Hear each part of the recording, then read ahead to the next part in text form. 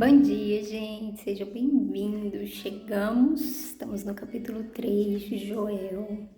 Começar orando, falei para vocês, esse é o último capítulo já.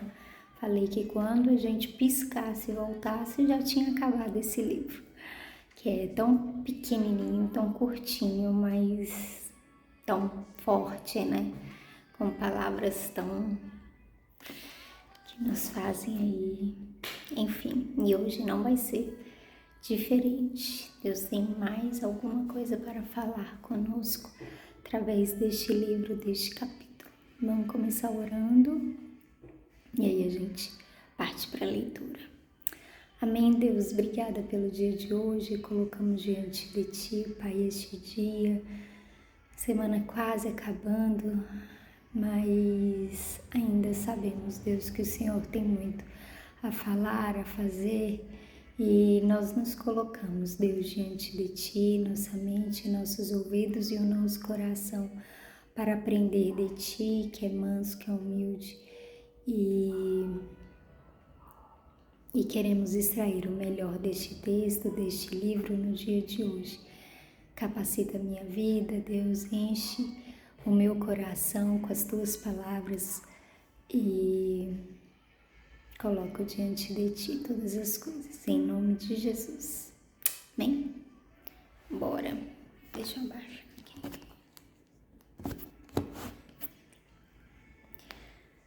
Vai dizer assim: o Senhor Deus diz: naquele tempo farei com que o povo de Jerusalém e de Judá prospere de novo. Então ajuntarei os povos de todos os países e os levarei para o vale de Josafá, e ali os julgarei. Eu farei isso por causa das maldades que praticaram contra o povo de Israel. O meu povo escolhido espalharam os israelitas por vários países e dividiram entre si o meu país. Tiraram a sorte para ver quem ficava com os prisioneiros do meu povo. Venderam meninos e meninas como escravos e gastaram dinheiro com prostitutas e com vinho.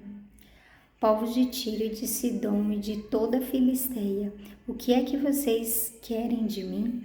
Estão querendo se vingar? Se é isso que querem, então eu também estou pronto para me vingar de vocês. Pois vocês roubaram a minha prata e o meu ouro e puseram toda essa riqueza nos seus templos. Vocês levaram o povo de Judá e os moradores de Jerusalém para longe das suas terras e os venderam como escravos aos gregos. Eu vou trazer o meu povo de volta daqueles lugares distantes e farei com vocês o mesmo que vocês fizeram com eles. Farei com que os filhos e as filhas de vocês sejam vendidos como escravos ao povo de Judá, que os venderá aos caldeus, povo de um país que fica muito longe daqui. Sou eu, Senhor, quem está falando. Anunciem isto às nações. Preparem-se para uma guerra santa. Chamem os soldados, que todos eles se apresentem e se aprontem para a batalha. Transformem os seus arados em espadas e das suas foices façam lanças, que até os fracos digam que são valentes. Venham depressa todas as nações vizinhas e reúnam-se no vale. Que até os pacíficos virem soldados. Preparem-se, povos de todas as nações, e venham para o vale de Josafá, pois ali eu, Senhor, vou julgar todas as nações vizinhas. Os pecados dessas nações são tantos que elas vão ser cortadas como o trigo maduro no tempo da colheita. Elas vão ser pisadas como as uvas são pisadas no tanque até o vinho derramar. Multidões e mais multidões enchem o vale da decisão. Está perto o dia do Senhor no vale da decisão. O sol e a lua ficam escuros, as estrelas deixam de brilhar.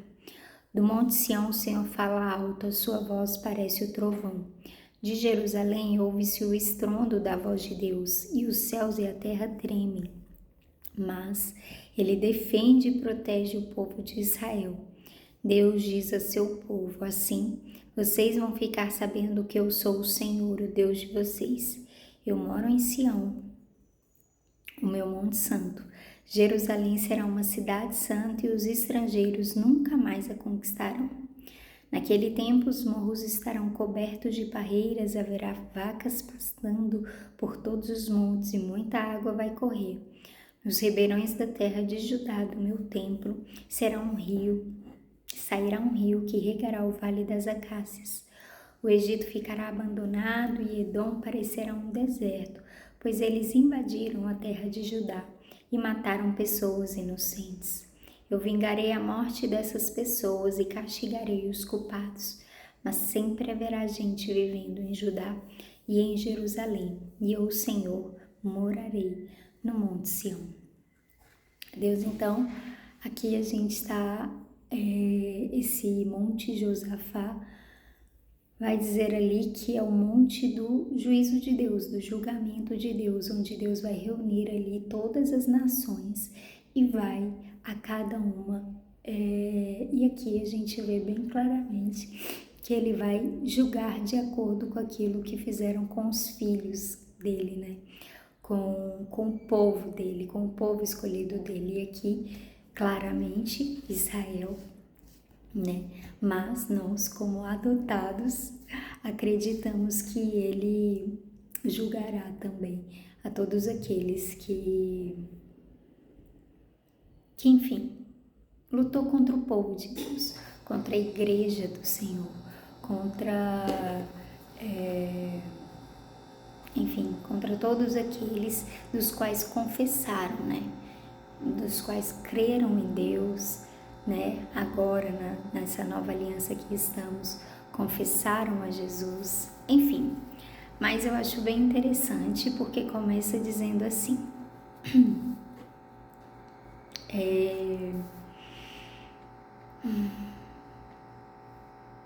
eu farei isso por causa das maldades que praticaram contra o povo de Israel, o meu povo escolhido. Espalharam os israelitas por vários países e dividiram entre si o meu país. Isso aconteceu, gente? Aconteceu, né? A gente sabe que Israel é essa nação aí, né? Que hoje eles estão buscando conquistar ali. Hoje eles estão buscando, né? Hoje eles já são bem, tipo, assentados ali naquela terra e enfim, falam até que não é, o Israel antigo, né, a terra prometida da qual o Senhor havia dado para eles no início e tal, mas os israelitas de fato, sabe, sofreram esse, né, essa, como é que é o nome que eles chamam aqui? Eu esqueci.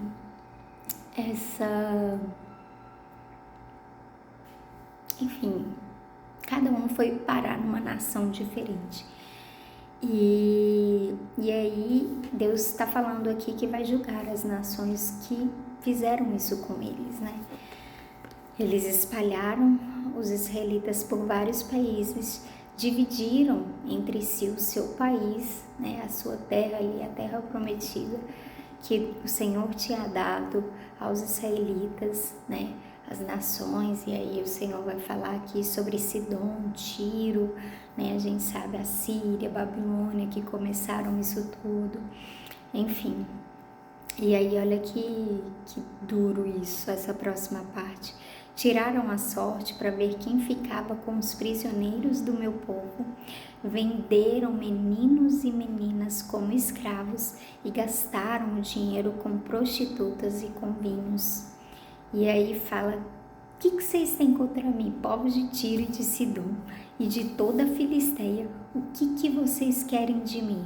Estão querendo se vingar? Se é isso que querem, eu estou pronto para me vingar de vocês, pois vocês roubaram a prata e o ouro do meu templo, que estava ali no meu templo, e levaram para os seus países, colocando nos seus templos, oferecendo a outros deuses. E aí, é isso. E aí esse versículo de 10 é aquele que fala assim, ó: transformem os seus arados em espadas e das suas foices façam lanças. que até os fracos digam que são valentes. Esse é aquele versículo que os fracos digam eu sou forte. Por quê? Porque não era na força deles. O Senhor estava dando poder, autoridade e força a eles para que eles agora sim, né? Tantas vezes a gente viu, algumas vezes o Senhor falando, não, troquem as suas lanças por foices, né? Por materiais ali de agricultura. Mas aqui não. Aqui Deus está falando, esse é o dia do julgamento.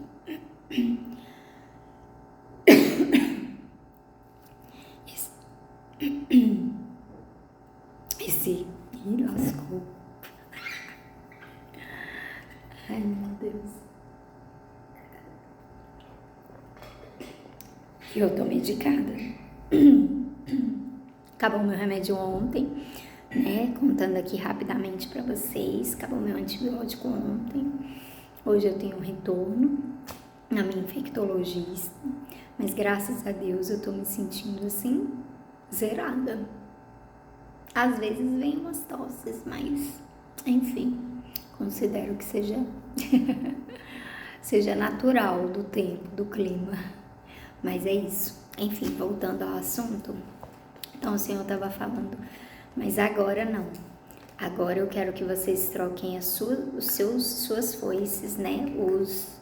Os materiais ali que eu dei para vocês no início de agricultores, de, né, construírem a terra por lanças, porque esse é o dia do julgamento do Senhor e eu tô chamando os meus filhos para mostrar para eles bondade e fidelidade, que nada do que eles passaram ficaram alheio a, como é que se diz?